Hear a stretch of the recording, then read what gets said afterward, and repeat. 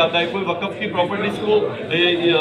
Trustee मंडल के अंदर बदलने की बात करते हैं, ये सब चीज़ आती है। लेकिन सचमुच में मुझे जानकारी है वहाँ तक कि वक्फ के अंदर जो कुछ भी अभी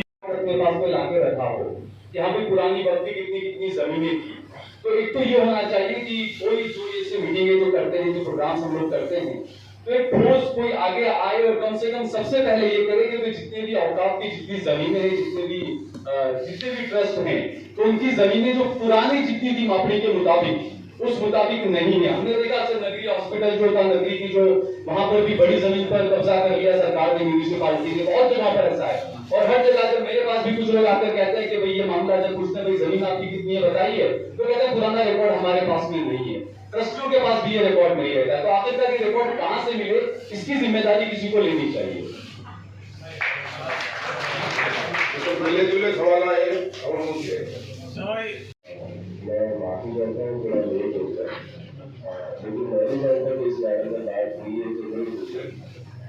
क्योंकि ये मसला बहुत बड़ा है, बहुत सारी बनता है मस्ती में, तो मैंने प्रोग्राम में जाके देखा हुआ तो कमेटी ऐसी तैयार है जो ये मतलब एक साल क्योंकि इंडिविजुअली ये थोड़ा मुश्किल होता था, तो मेरा सवाल है कि कमेटी ऐसी तैयार है तो जो ये सब मामलों को इकट्ठा करके इसको डीपली इसका स्टडी करके और जो बात को आगे और अभी जो वक़्फ़ की निकाल चल रही है तो निकाल करना चाहूँगी कि वक़्फ़ के जो भी मेंबर है उनके भी बहुत ध्यान देने की जरूरत है। जहाँ पे सारी इमारतें हैं, जहाँ दरगाह है, ऐसे जगहों का ध्यान देना चाहिए और वक़्फ़ की जहाँ जगह है उसके भी खास। अभी जो फतेहवाड़ी जो नाम पड़ा है, फतेहपुर बाग और फतेहपुर मस्जिद के हिसाब से वहाँ पे भी नॉन मुस्लिम धीमे धीमे अंदर तक आ चुके हैं और वक़्फ़ के लोग इस पे ध्यान नहीं देते, तो वो भी ध्यान देने की जरूरत है, क्योंकि आने वाले टाइम में अपनों को उसकी भी लड़ाई लड़नी पड़ेगी। तो अपने कुछ चीजों को जो भाग बटाई वाली वो चीज छोड़ कर जो सारी इमारत है, जो मस्जिद है, उसको भी बचाने की कोशिश अभी से करनी चाहिए। जब पूरा इंसान कब्जा कर लेगा फिर अपने लड़ेंगे तो क्या करेगा।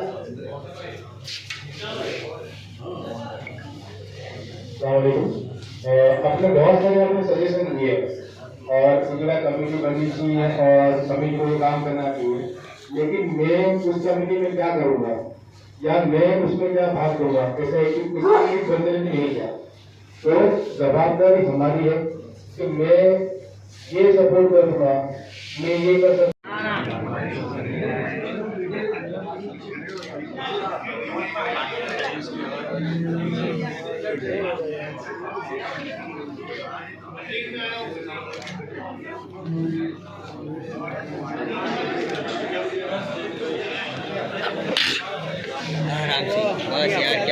ने जो नोटिस दिए 1386 नोटिस दिए, वो 1386 नोटिस मंदिर, मस्जिद, चर्च, मदरसे सबको दिए। उसके सिलसिले से हम जमा हुए और जो एडवोकेट की जो यहाँ पैनल बैठी है उन्होंने यही बात करी कि भाई हमारे पास जो डॉक्यूमेंट्स हम उनको कैसे मदद कर सकते हैं। उसके लिए वक़्फ़ की प्रॉपर्टीज़ बेची नहीं बेची वो सब काम वक़्फ़ का है। वक़्फ़ के जो चेयरमैन है उसके पहले कौन थे, ये सब तपास का विषय है, तपास करें। आप वहाँ जो कुछ भी आपको डॉक्यूमेंट चाहिए तो आप वक़्फ़ के ज़रिए वहाँ मांग सकते हैं। तो आपके पास है तो फिर आप उनसे ज़्यादा बात कर सकते हैं। बाकी तो आज का जो मसला था हमारा यही था कि भाई आने वाले दिनों के अंदर हम अहमदाबाद शहर के अंदर जो और गुजरात के अंदर जिस तरह से जो अभी समस्या खड़ी हुई है उसका हम कैसे समाधान कर सकते हैं, इसके लिए जमा हुए।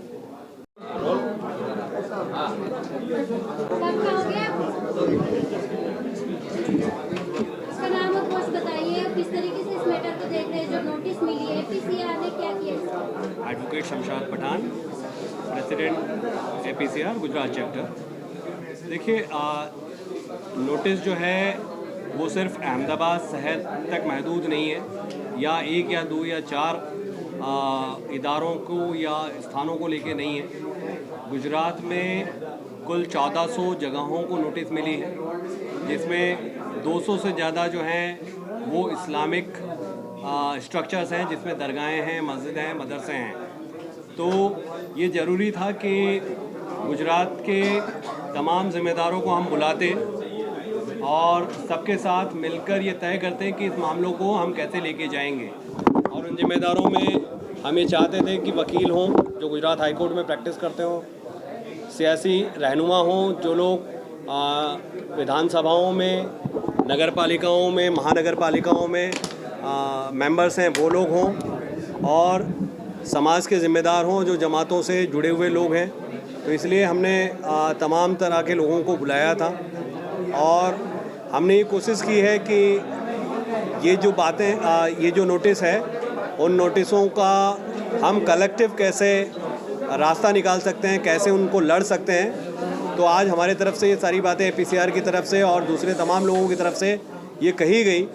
कि जो सुप्रीम कोर्ट का ऑर्डर है वो 1-to-1 बेसिस पे है, यानी सुप्रीम कोर्ट ने ये कहा कि भाई जो भी स्थानों को आप नोटिस दे रहे हैं तो वहाँ पे सबसे पहले आप ये देखिए क्या उनको नियमित किया जा सकता है, रेगुलराइज किया जा सकता है। अगर नहीं किया जा सकता और बहुत अड़चन वाली है तो क्या उसको रिलोकेट यानी उसको कोई और जगह पर ले जाया जा सकता है, और अगर ये दोनों चीज़ें पॉसिबल नहीं है तो उसको रिमूव कैसे किया जा सकता है। तो हम आज APCR के जानिब से और तमाम लोगों की तरफ से ये कहा गया है कि जो नोटिसें मिली है उसमें सीधे तौर पे ये कहा गया है कि इनको हटा दिया जाए। तो हमने कहा है कि वो नोटिसों के जवाब दें और प्रॉपर तरीके से जवाब दें और अपने डॉक्यूमेंट के साथ जवाब दें कि उनकी जो जगह है वो दरगाह की हो या मस्जिद की हो या मदरसों की हो या और कोई संस्था की जगह है वो कब से है और वहाँ पे वो किस तरह से इलीगल नहीं है और वो किस तरह से अड़चन नहीं है। तो आज उस पर लोगों का गाइडेंस हुआ है। इंशाल्लाह APCR की तरफ से डिटेल में एक प्रेस नोट भी जाएगी जिसमें जो बातें हुई हैं वो तमाम बातों का जिक्र होगा और लोगों को अवेयर किया जाएगा। और इंशाल्लाह आने वाले दिनों में APCR और दूसरी तंजीमों के साथ मिलकर इस पर जो लोग हैं उनकी कैसे रहनुमाई, कैसे गाइडेंस हो सकता है, किस तरह वकीलों के साथ उनको कनेक्ट किया जा सकता है और इन मामलों को कोर्ट में कैसे ले जाया जा सकता है, उस पर भी आने वाले दिन में काम होगा। सर, कानूनी लड़ाई किस तरीके से लड़ी जाएगी? देखिए, सुप्रीम कोर्ट के द्वारा ये ऑर्डर दिया गया है और सुप्रीम कोर्ट ने बहुत क्लियर 3 इसमें गाइडलाइंस दी है कि रेगुलराइज करने की बात। तो हमारे तरफ से यही कोशिश होगी कि जो इदारे हैं, जो संस्थान हैं, उनके डॉक्यूमेंट्स अगर कागज़ हैं तो महानगर पालिका जहाँ पर है वहाँ पर महानगर पालिकाओं के ज़िम्मेदारों को, जहाँ पर कलेक्टर हैं, जहाँ कमिश्नर है, उनको बात करके उनको डॉक्यूमेंट्स के थ्रू कन्विंस करके इदारों को ज़्यादा से ज़्यादा रेगुलराइज कराया जाए। लेकिन सबसे इम्पॉर्टेंट है कि हमारे पेपर्स अगर पूरे होंगे तो वो नगर पालिकाओं पे, महानगर पालिकाओं पे हम दबाव बना के वहाँ से रेगुलराइज करवा लेंगे। अगर डॉक्यूमेंट पूरे नहीं होंगे तो शायद हो सकता है आने वाले दिनों में कोर्ट भी हमको मदद ना करे। एक बात, 2009 में जिसका सुप्रीम कोर्ट ने ऑर्डर दिया था उस वक्त जितनी तादाद बताई गई थी उससे बढ़कर अभी तादाद बताई जा रही है 1386। ये तादाद किस तरह से बढ़ाई गई है? देखिए, ये 2009 में नहीं, 2006 में जब बड़ौदा की पानी गेट वाली दरगाह का मामला हुआ था उसके बाद टाइम्स ऑफ इंडिया के अंदर एक रिपोर्ट पब्लिश हुआ था और उस रिपोर्ट में इन स्ट्रक्चर्स के संख्या की बात थी जिसको लेकर गुजरात हाईकोर्ट ने सुओ मोटो किया था और राज्य सरकार ने भी उस आंकड़े के साथ कभी डिफर नहीं किया है। तो वो आंकड़ा जो आ रहा है वो वहीं से आ रहा है और वो आंकड़ा हाईकोर्ट के सुओ मोटो में भी था और सुप्रीम कोर्ट की सुओ मोटो में भी है।